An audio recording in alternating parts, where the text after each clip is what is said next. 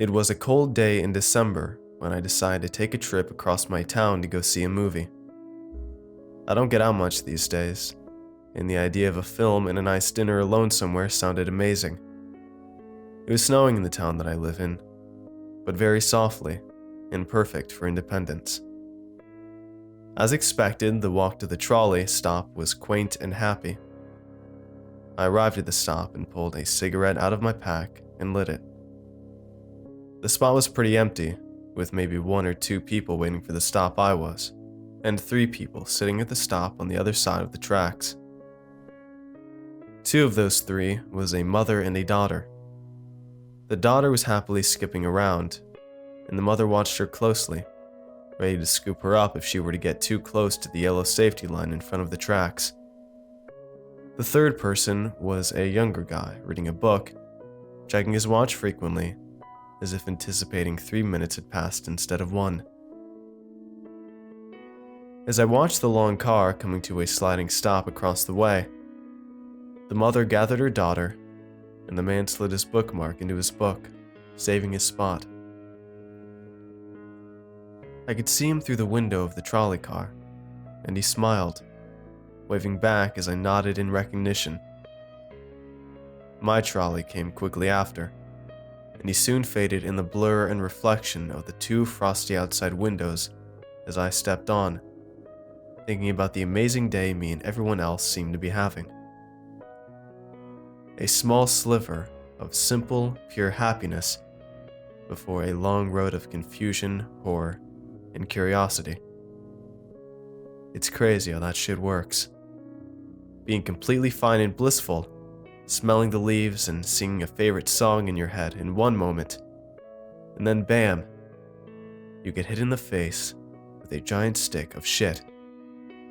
Not like a literal stick of shit, but something so devastatingly awful you'd never thought your happy ass could experience something like it, leaving you wondering even further in the dark with questions that rattle your skull and a nostril stuffed full of dead leaves. I wish I never left my house that morning. The instant I stepped on the trolley, I felt the change. The cold air hit me like needles, and the silence was uncanny. Nothing could have prepared me for what was about to happen. Nothing at all in the universe. As soon as my hand had touched the cold pole in the middle of the trolley car, I snapped back from the haze of horrible realization that something was wrong. So wrong, in fact, that I think all of the 6 people in the car I'd stepped onto felt the caving suddenness of my despair. Every one of them wide-eyed, looking at me with short breaths and powerful eyes, as if I were the one to finally make their day exciting. But instead, I kept my cool, trying to retain any horrific feelings I had. So as calmly as I could, I brushed past the let-down crowd and sat quietly in the back row, trying not to make eye contact with anyone. Everyone was staring at me, though. It was a mix of both awkward and absolutely terrifying. All 6 people curiously looking at me with bulging eyes and blank expressions. My anxiety was kicking up tenfold at this point, as I studied each person on the train, breaking my forceful eye contact with the floor.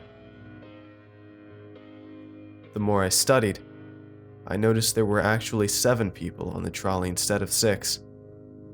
I only didn't see the 7th person because of the way its dark coat blended in with the back of the car. It was almost impossible to spot him at first. Something about him seemed so off. I just couldn't tell what it was at the time. The coat he was wearing was tattered and torn, along with his hat and his shoes, which were also black in color.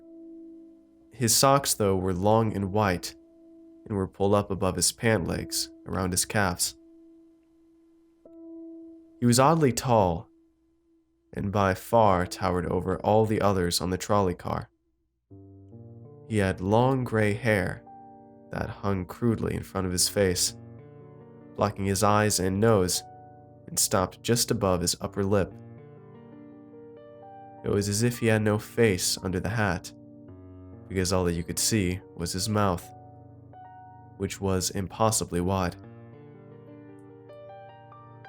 I could not believe what I was staring at. Every part of me wanted to scream my head off. He was staring at me along with the rest of the crowd, although I could not see his eyes. I could definitely feel them on me. I'm almost positive that I was the only one who could see him, because if that weren't the case, he would surely be the one fixated on. I was trying to look down, but something kept forcing my head level with the very odd old man. His smile was as wide as could be. You could see his rotting teeth and yellow-caked tongue, like his cigarette addiction was a billion times worse than mine. I just couldn't look away. I threw open my mouth a little as the trolley car started to move, and I was definitely starting to lose my grip on any sort of stability. Good thing my stop was only a few blocks away. I tried to think about anything that I could to curb the terrifying feelings haunting my being. It actually started to work too, as I was staring out of the window, watching the trees go by, and the snow falling fast against the glass, ignoring the startling scene beside me. I was finally starting to feel a sense of relief, until we started speeding up, and I heard the snap of metal beneath us.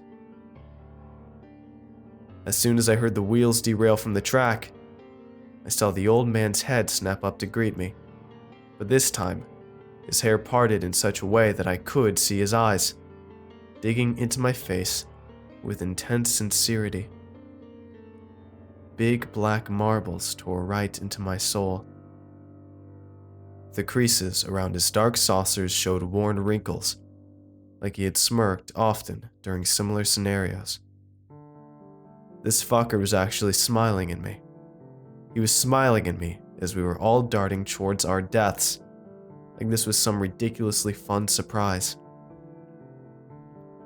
I watched in horror as the car began to roll over with crushing force, and the people in the car extended from their seats toward the ceiling. The ones that had their seatbelts on had the worst luck of all. I watched as the force from the seatbelts pressed onto the upper thighs of those that were screaming, breaking their limbs right in half, like a knife going through soft butter. This caused their flailing bodies to be shackled in place by something that was once supposed to keep them safe, but was now holding them down for their demise. Glasses filled with drinks of all sorts spilled out and onto the floor in relentless waves, causing glass pieces to get lodged into the exposed flesh of the helpless passengers. The people that were free from the embrace, although not tied down, still could not find anything to hold on to. Their hands darted from one side to the next, finding anything that would hold them down, as to not tumble around like clothes in a dryer. Luggage fell from the cabinets above our heads, breaking open bulging suitcases filled with toiletries, clothes, and whatever else you would bring on a trip. The sound of snapping limbs was haunting. Beanbag bodies getting tossed against one wall, only to get thrown right back into another without the slightest chance of redemption. It seemed to never stop.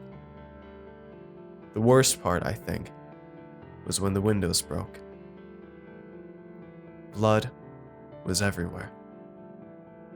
The amount of blood that comes out of one person's body is both fascinating and highly disturbing at the same time. I could feel my feet slosh when they hit the ground, sending even more of the red substance up into the air. Patterns of the red sticky goo splattered and formed like abstract paintings on the makeshift canvases that were once faces, walls, and floors. Everything I knew was covered in this shit. All of this as I watched the helpless roll and tumble with the car. I've never heard such terrible sounds. Snap, crack, snap, crack, snap, crack, snap, with each and every forceful roll, turning over and over again in my brain, just as these people were in front of me. Sounds that will stick with me until the day I die. It took a couple rolls of the red cap to realize that I was not moving. I was okay, but floating about 4 inches above my seat, just enough for it to not hit me each time the car spun around. I was perfectly unharmed and untouched by any sort of laws that physics may pertain, completely stationary in the middle of the car as the inside seats, bodies, blood, glass, and luggage rolled beneath me. I still can't get the sloshing mix of that death scene out of my head. The car was basically turning into a meat grinder at this point, as the jagged edges of debris slashed and dismembered the passengers until there was basically nothing left but a big pool of half-broken bones, skin, and a whole lot of red. The tin can that once glided effortlessly across the tracks came to a sloppy, misshapen, slow-rolling stop on the grass about 200 yards from its original place. I'm sure if you were watching, you could see the slug trail behind as we went. My eyes were pursed closed at this point, trying to conceal what sanity I had left. I knew what I would be looking at as soon as I opened them. Thousands of questions pushed their way inside my head. What the fuck just happened? How come I wasn't moving? The seat that I was sitting in got torn out from under me like a tornado. But why am I okay? Why aren't I covered in anything related to blood? What is that goddamn smell? As these questions ate at my brain like Pac-Man and his pellets, it was the last question that took the biggest bite. Then it hit me like a semi when I noticed the hot stench of someone's breath touch the tip of my nose. I opened my eyes to 2 giant black spheres. It was the old man. I was too horrified to realize he wasn't getting pulped like the rest of these poor people. He took a step back and held out his hand. Before I could open my mouth, his snapped open and said, "Congratulations, Nick. You've won." His crusty smile as wide as ever. The sound of his voice crept into my body with deep vibrations of familiar tones that I couldn't quite catch.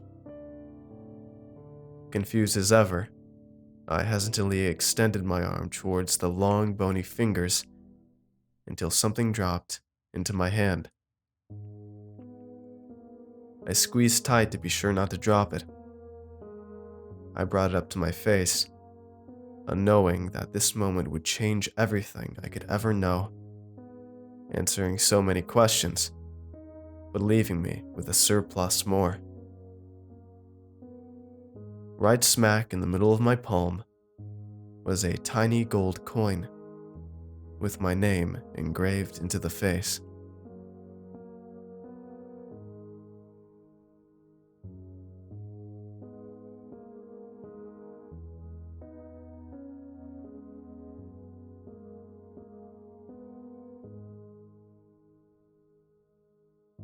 Hey everyone, I hope you enjoyed today's video.